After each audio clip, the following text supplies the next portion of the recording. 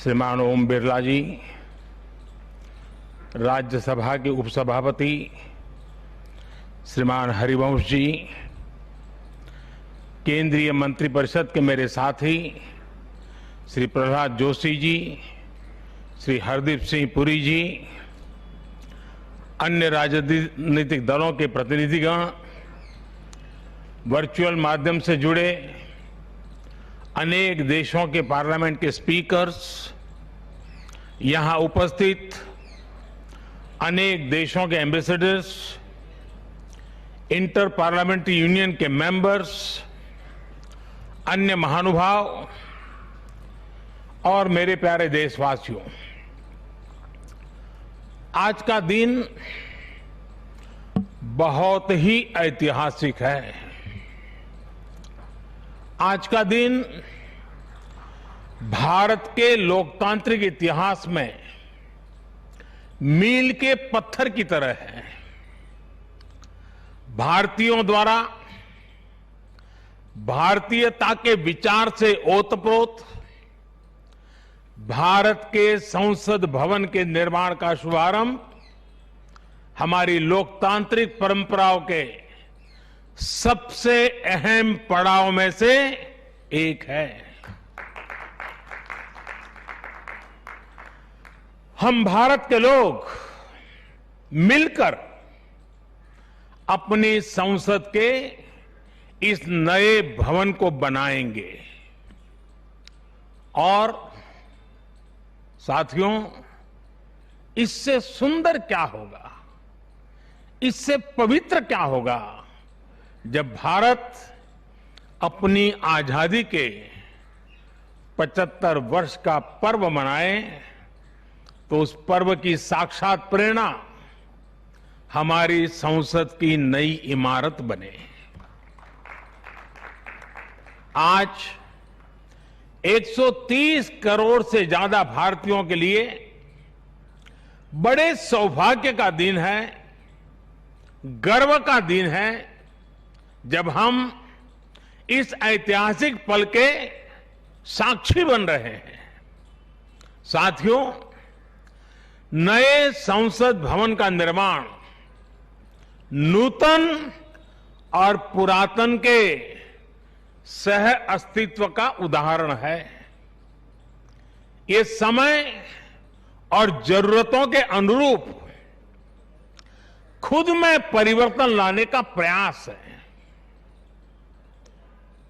मैं अपने जीवन में वो क्षण कभी नहीं भूल सकता जब 2014 में पहली बार एक सांसद के तौर पर मुझे संसद भवन में आने का अवसर मिला था। तब लोकतंत्र के इस मंदिर में कदम रखने से पहले मैंने सिर झुकाकर, माथा टेककर लोकतंत्र के इस मंदिर को नमन किया था।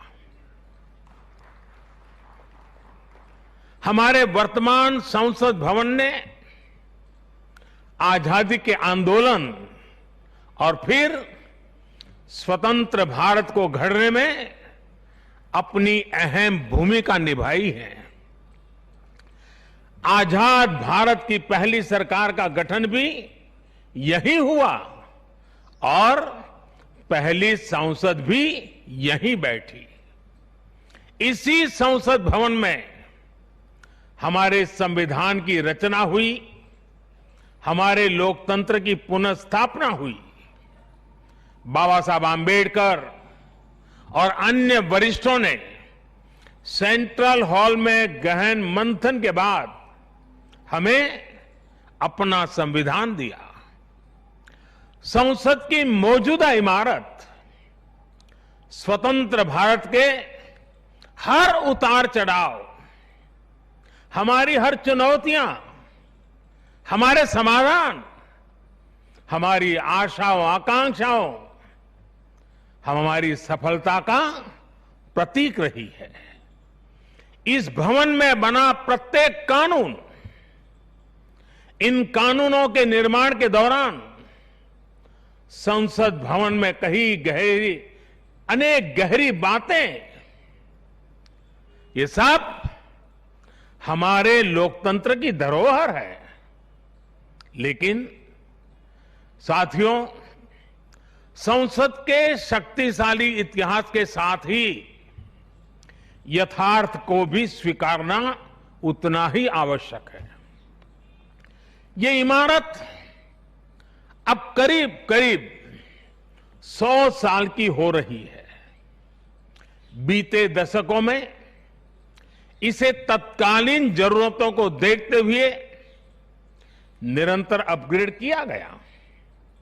इस प्रक्रिया में कितनी ही बार दीवारों को तोड़ा गया है, कभी नया साउंड सिस्टम, कभी फायर सेफ्टी सिस्टम, कभी आईटी सिस्टम।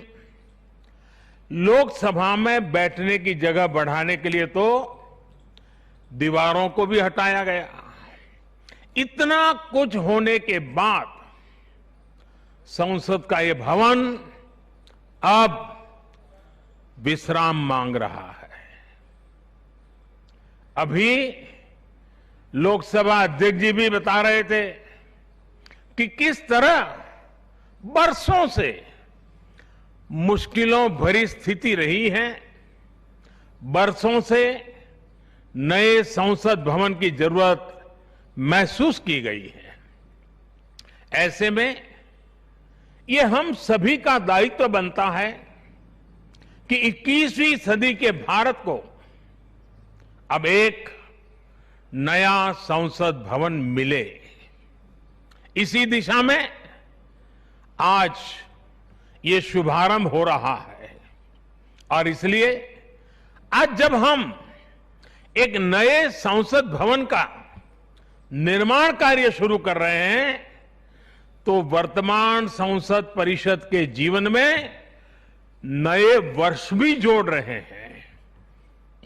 साथियों, नए संसद भवन में ऐसी अनेक नई चीजें की जा रही हैं जिससे सांसदों की एफिशिएंसी बढ़ेगी, उनके वर्क कल्चर में आधुनिक तौर तरीके आएंगे।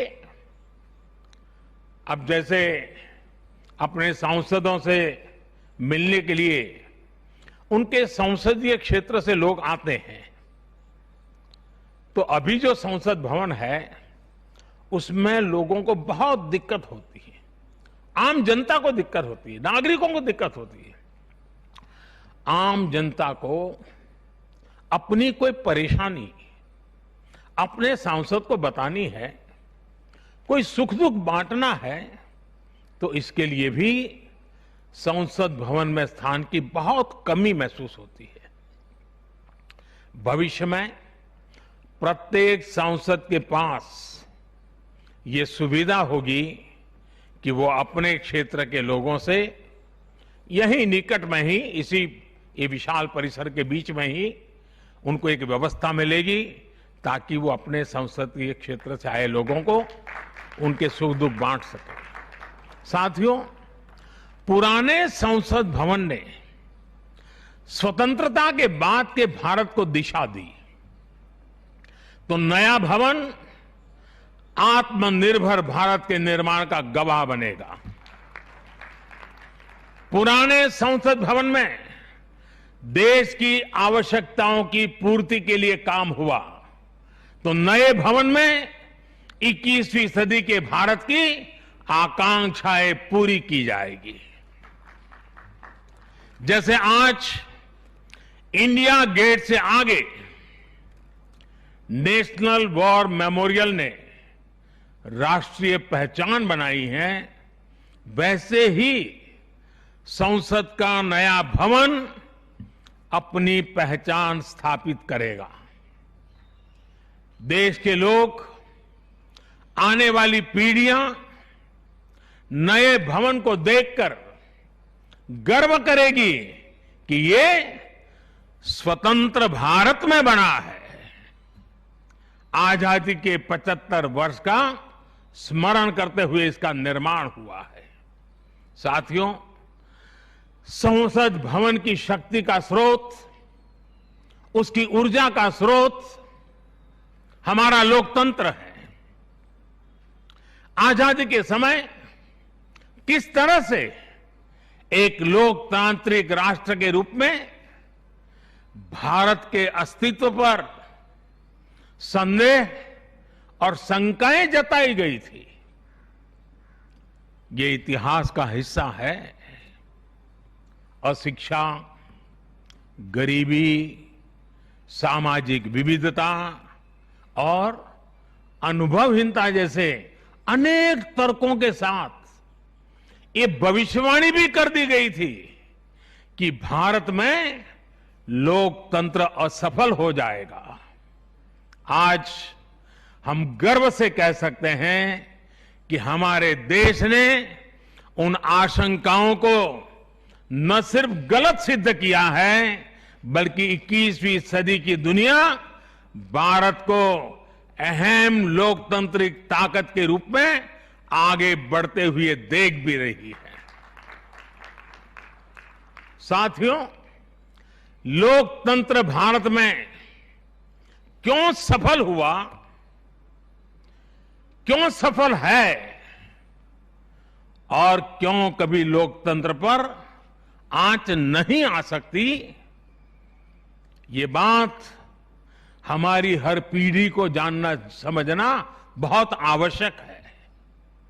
हम देखते सुनते हैं दुनिया में 13वीं शताब्दी में रचित मैग्ना कार्टा की बहुत चर्चा होती है। कुछ विद्वान इसे लोकतंत्र की बुनियाद भी बताते हैं, लेकिन ये भी बात उतनी ही सही है कि मैग्ना कार्टा से भी पहले 12वीं शताब्दी में 12th सेंचुरी में ही भारत में भगवान बसवेश्वर का अनुभव मंटपम अस्तित्व में आ चुका था। अनुभव मंटपम के रूप में उन्होंने लोक संसद का न सिर्फ निर्माण किया था, बल्कि उसका संचालन भी सुनिश्चित किया था। और भगवान बसवेश्वर जी ने कहा था, ಈ ಅನುಭವ ಮಂಟಪ ಜನಸಭಾ ನಾದಿನ ಮಟ್ಟು ರಾಷ್ಟ್ರದ ಉನ್ನತಿಗೆ ಹಾಗೂ ಅಭಿವೃದ್ಧಿಗೆ ಪುರಗಾವಗಿ ಕೆಲಸ ಮಾಡುತ್ತದೆ। यानी ये अनुभव मंटपम एक ऐसी जनसभा है जो राज्य और राष्ट्र के हित में और उनकी उन्नति के लिए सभी को एकजुट होकर काम करने के लिए प्रेरित करती है। अनुभव मंटपम लोकतंत्र का ही तो एक स्वरूप था।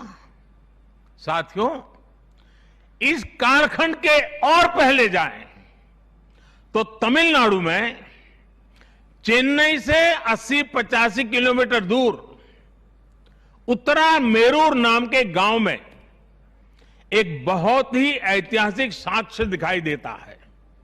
इस गांव में चोल साम्राज्य के दौरान 10वीं शताब्दी में पत्थरों पर तमिल में लिखी गई पंचायत व्यवस्था का वर्णन है। 10th सेंचुरी, और इसमें बताया गया है कि कैसे हर गांव को कुटुंब में कैटेगराइज किया जाता था, जिनको अगर आज की भाषा में कहना है तो हम आज उसको एक वार्ड कह सकते हैं। उन कुटुंबों से एक एक प्रतिनिधि महासभा में भेजा जाता था, और जैसा आज भी होता है, इस गांव में 1000 वर्ष पूर्व जो महासभा लगती थी वो आज भी वहां मौजूद है। और साथियों, 1000 वर्ष पूर्व बनी इस लोकतांत्रिक व्यवस्था में एक और बात बहुत महत्वपूर्ण थी। उस पत्थर पे लिखा हुआ है, उस शिलालेख में वर्णन है इसका, और उसमें कहा गया है कि जनप्रतिनिधि को चुनाव लड़ने के लिए अयोग्य घोषित करने का भी प्रावधान था उस जमाने में। और नियम क्या था?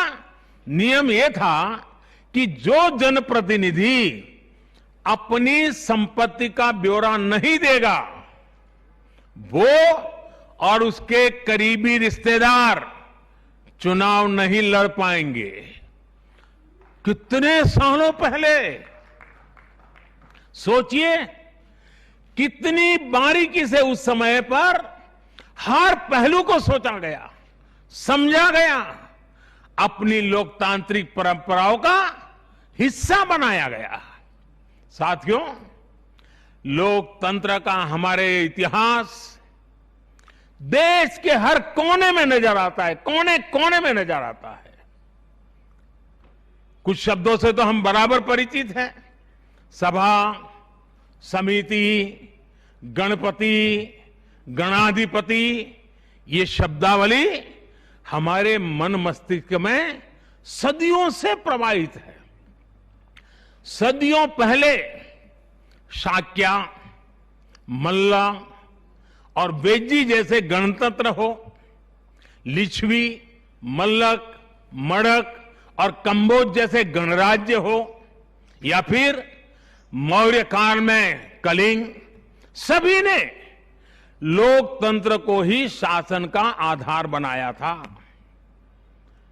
हजारों साल पहले रचित हमारे वेदों में से ऋग्वेद में लोकतंत्र के विचार को समज्ञान यानी समूह चेतना, कलेक्टिव कॉन्शियसनेस के रूप में देखा गया है।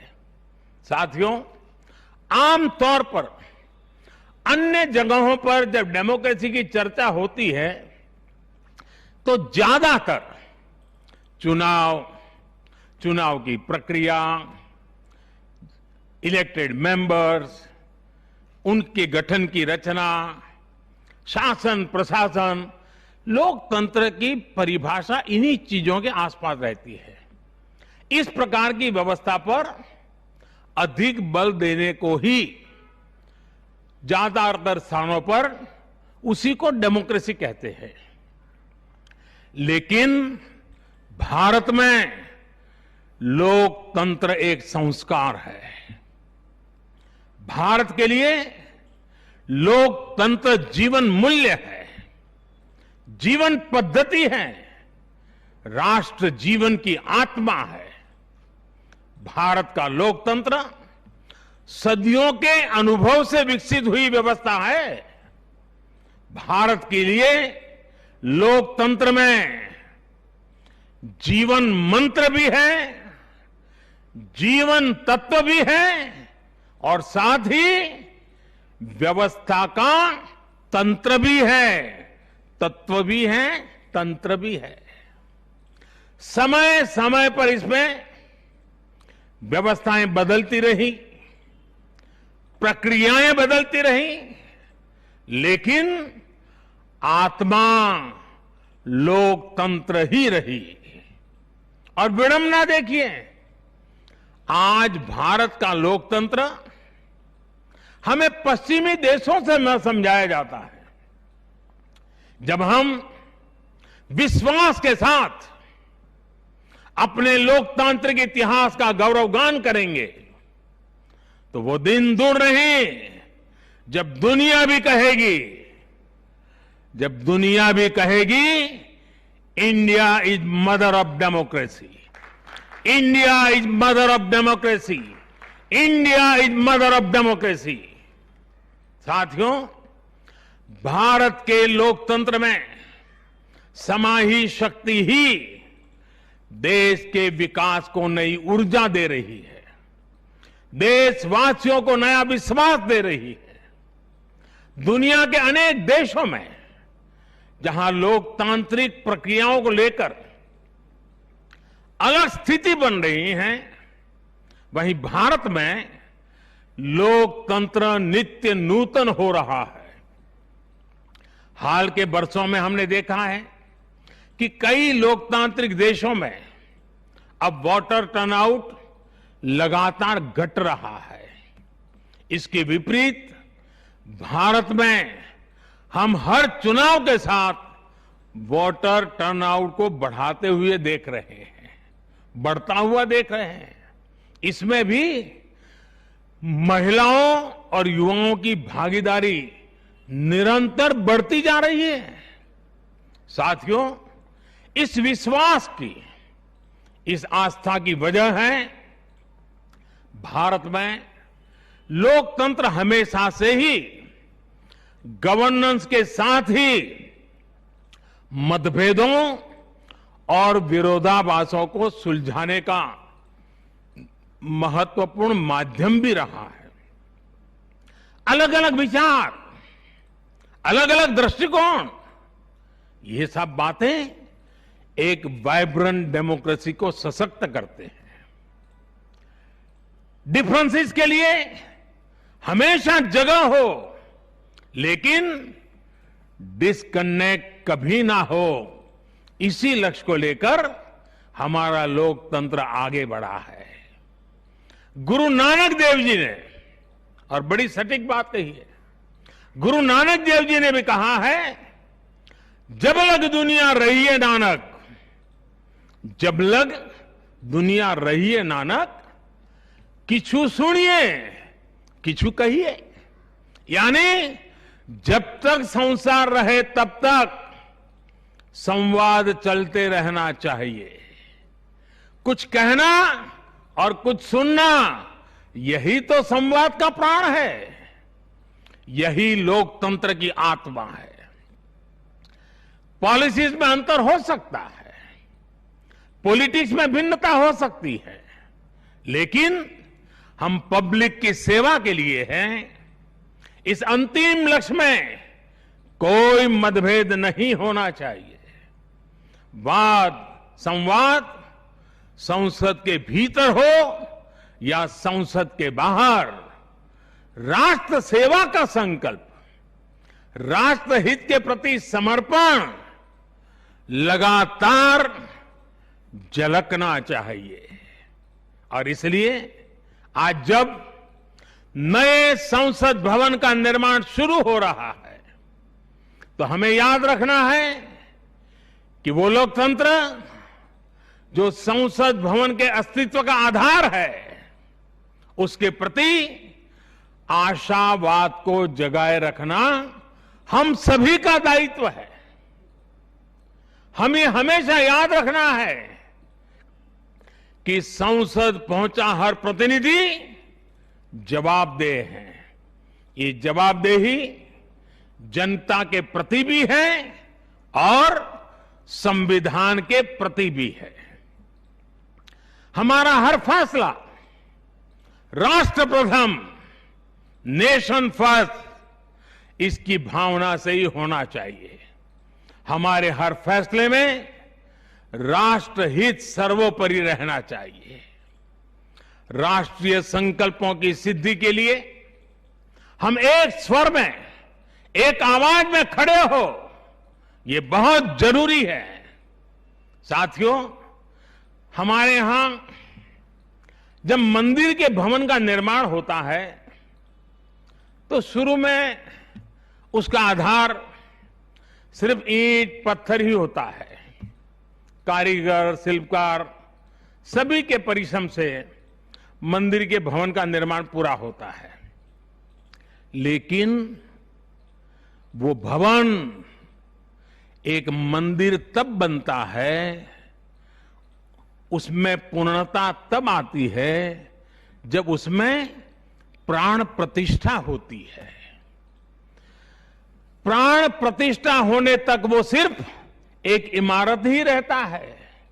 साथियों, नया संसद भवन भी बनकर तो तैयार हो जाएगा, लेकिन वो तब तक एक इमारत ही रहेगा जब तक उसकी प्राण प्रतिष्ठा नहीं होगी।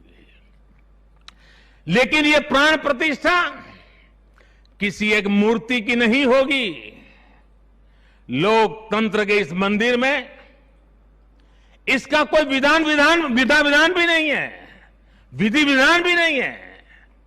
इस मंदिर की प्राण प्रतिष्ठा करेंगे इसमें चुनकर आने वाले जनप्रतिनिधि, उनका समर्पण, उनका सेवा भाव इस मंदिर की प्राण प्रतिष्ठा करेगा। उनका आचार, विचार, व्यवहार इस लोकतंत्र के मंदिर की प्राण प्रतिष्ठा करेगा। भारत की एकता, अखंडता को लेकर किए गए उनके प्रयास इस मंदिर की प्राण प्रतिष्ठा की ऊर्जा बनेंगे। जब एक एक जनप्रतिनिधि अपना ज्ञान, अपना कौशल्य, अपनी बुद्धि, अपनी शिक्षा, अपना अनुभव पूर्ण रूप से यहां निचोड़ देगा, राष्ट्रहित में निचोड़ देगा, उसी का अभिषेक करेगा, तब इस नए संसद भवन की प्राण प्रतिष्ठा होगी। यहां राज्यसभा काउंसिल ऑफ स्टेट्स है, एक ऐसी व्यवस्था है जो भारत के फेडरल स्ट्रक्चर को बल देती है। राष्ट्र के विकास के लिए राज्य का विकास, राष्ट्र के विकास के लिए राज्य का विकास, राष्ट्र की मजबूती के लिए राज्य की मजबूती, राष्ट्र के कल्याण के लिए राज्य का कल्याण, इस मूलभूत सिद्धांत के साथ काम करने का हमें प्रण लेना है। पीढ़ी दर पीढ़ी आने वाले कल में जो जनप्रतिनिधि यहां आएंगे, उनके शपथ लेने के साथ ही प्राण प्रतिष्ठा के इस महायज्ञ में उनका योगदान शुरू हो जाएगा। इसका लाभ देश के कोटि कोटि जनों को होगा। संसद की नई इमारत एक ऐसी तपोस्थली बनेगी जो देशवासियों के जीवन में खुशहाली लाने के लिए काम करेगी, जन कल्याण का काम करेगी। साथियों, 21वीं सदी भारत की सदी हो, यह हमारे देश के महापुरुषों और महान नारियों का सपना रहा है। लंबे समय से इसकी चर्चा हम सुनते आ रहे हैं। 21वीं सदी भारत की सदी तब बनेगी जब भारत का एक एक नागरिक अपने भारत को सर्वश्रेष्ठ बनाने के लिए अपना योगदान देगा। बदलते हुए विश्व में भारत के लिए अवसर बढ़ रहे हैं। कभी कभी तो लगता है जैसे अवसर की बाढ़ आ रही है। इस अवसर का हमें किसी भी हालत में, किसी भी सूरत में इन अवसरों को हमें हाथ से निकलने नहीं देना है। पिछली शताब्दी के अनुभवों ने हमें बहुत कुछ सिखाया है। उन अनुभवों से सीखे और उन अनुभवों की सीख हमें बार बार याद दिला रही है कि अब समय नहीं गंवाना है, समय को साधना है। साथियों, एक बहुत पुरानी और महत्वपूर्ण बात मैं आज जिक्र करना चाहता हूं। वर्ष 1897 में स्वामी विवेकानंद जी ने देश की जनता के सामने 1897 में कहा था कि अगले 50 सालों के लिए उन्होंने एक आह्वान किया था और स्वामी जी ने कहा था कि आने वाले 50 सालों तक भारत माता की आराधना ही सर्वोपरि हो। देशवासियों के लिए उनका यही एक काम, भारत माता की आराधना। और हमने देखा उस महापुरुष की वाणी की ताकत। इसके ठीक 50 वर्ष बाद 1947 में भारत को आजादी मिल गई थी। आज जब संसद के नए भवन का शिलान्यास हो रहा है तो देश को एक नए संकल्प का भी शिलान्यास करना है। हर नागरिक को नए संकल्प का शिलान्यास करना है। स्वामी विवेकानंद जी ने उनके उस आह्वान को याद करते हुए हम सबको ये संकल्प लेना है। ये संकल्प हो इंडिया फर्स्ट का, भारत सर्वोपरि। हम सिर्फ और सिर्फ भारत की उन्नति, भारत के विकास को ही अपनी आराधना बना ले। हमारा हर फैसला देश की ताकत बढ़ाए, हमारा हर निर्णय, हर फैसला एक ही तराजू में तोला जाए, और वो तराजू है देश का हित सर्वोपरि, देश का हित सबसे पहले। हमारा हर निर्णय वर्तमान और भावी पीढ़ी के हित में हो। साथियों, स्वामी विवेकानंद जी ने तो 50 वर्ष की बात की थी। हमारे सामने 25-26 साल बाद आने वाली भारत की आजादी की 100वीं वर्षगांठ है, जब देश वर्ष 2047 में 2047 में अपनी स्वतंत्रता के 100वें वर्ष में प्रवेश करेगा। तब हमारा देश कैसा हो, हमें देश को कहां तक ले जाना है, इस 25-26 वर्ष कैसे हमें खप जाना है, इसके लिए हमें आज संकल्प लेकर काम शुरू करना है। जब हम आज संकल्प लेकर देश हित को सर्वोपरि रखते हुए काम करेंगे, तो देश का वर्तमान ही नहीं बल्कि देश का भविष्य भी बेहतर बनाएंगे। आत्मनिर्भर भारत का निर्माण, समृद्ध भारत का निर्माण अब रुकने वाला नहीं है, कोई रोक भी नहीं सकता। साथियों, हम भारत के लोग ये प्रण करें, हमारे लिए देश हित से बड़ा और कोई हित कभी नहीं होगा। हम भारत के लोग ये प्रण करें, हमारे लिए देश की चिंता अपनी खुद की चिंता से बढ़कर होगी। हम भारत के लोग ये प्रण करें, हमारे लिए देश की एकता अखंडता से बढ़कर कुछ नहीं होगा।